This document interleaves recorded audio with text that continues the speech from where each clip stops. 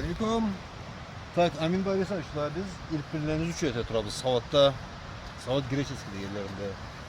Sonra elden beri çıkıp geliyoruz. Arada 2-3 keteydi. Her beri Butakla.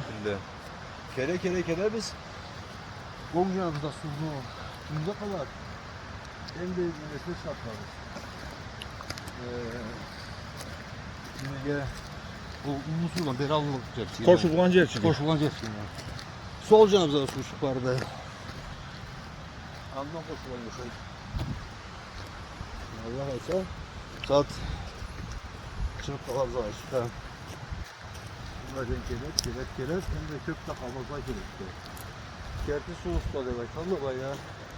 İlkten bakmış gele adamlara. Su usta demek hem de. Kerti şu usta aktarlara. Ha? İlkten ne tutuyor bu? Su çok acıydı. Zaten bu vakti. İlkin kesinlikle ya.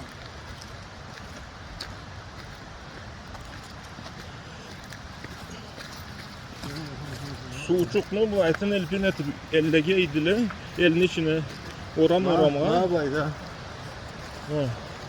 Ne yapaydı oğlum da? Su saatte oldu su gelip su ocağına ketip hava. Nasıl malaydı gelip çık. Mala çıka koşullandı. Dayın iş etip cevap kurallar. Suyunu iş ettiğinden tele. Görüm senin.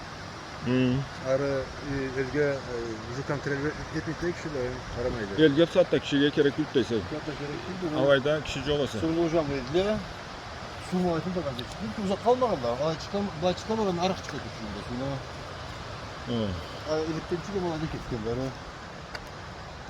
Bu dostu var. Yerle bizim şurulu sotkada.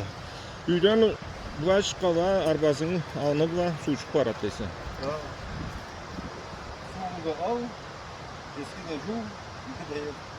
Şorpa da bir şey deysə. Okçı Kafkasya buraya verdi bunu. Koşunu bay salıp şunu.